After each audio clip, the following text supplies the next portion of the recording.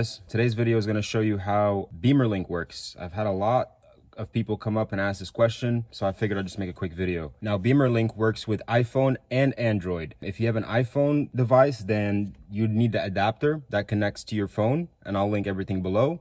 And if you have an Android device, then I highly recommend the OBD-Link LX. It's never given me an issue. The connection is very good. You can use it for Beamer code as well. So go ahead and connect your OBD adapter. Hit the start stop button 3 times. Now with Bimmerlink, you have to buy the in-app purchase, so you use the full version.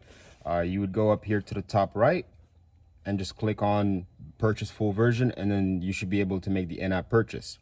After that, all you need to do is go into settings. On the very top, you select which OBD adapter that you just bought. In our case is the OBD LX. We go back and we connect.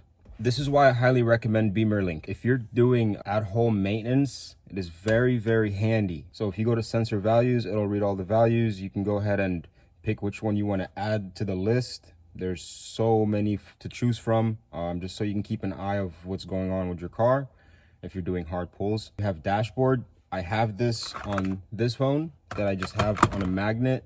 It has my, PSI, intake air temps, transmission temperature, just so, it don't go a little crazy. Exhaust flap, of course. I made a video about that. You can open or close your exhaust flap in the rear, stock. Error memory. Here is where you have all your errors. If there's anything on the iDrive that pops up, or if you get a check engine light, you can come in here and see exactly what's going on with your car. So once you're inside error memory, it'll tell you if any modules have ever been messed with, or if something ever went wrong in the past, it'll just tell you right away. So I have 12 error memories.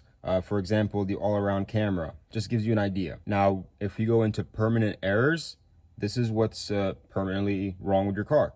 So this is really good to check sometimes, just to see what's going on, because there are modules that will go sideways, but it won't throw a check engine light. And down the road, something will go wrong and it'll just give you a headache. So this is really good to have, so you can always check. We go back. You can check your volt for your battery. I believe mine is at 50%, yeah, 55%. So you can also register a new battery with this app. So when you buy a new battery, it's really good to do this, because some of the modules won't work properly until you register the batteries. We go back, and parking brake. This is if you're doing your rear brakes. So this deactivates the parking brake modules. So it basically opens your pistons, so you're able to change your rear brake pads. You don't have to go to a dealer. You don't have to worry about anybody having the computer. You have it right here. We go backwards, and if you hit service reset, this is one of my favorite things inside of Bimmerlink. I use it every time I do anything to my car. For example, brake fluid. Once you do it, you can just reset it, and it'll reset on the iDrive, so it doesn't throw a warning code every time you turn on the car.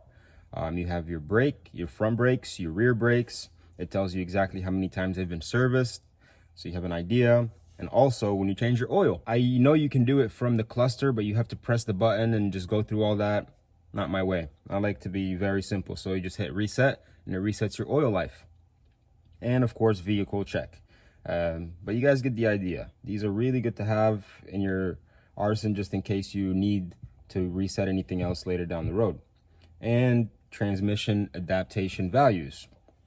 It tells you what your transmission life is sitting at currently. I will be making a video on this if you guys have XHP, so stick around for that. It'll be very, very soon.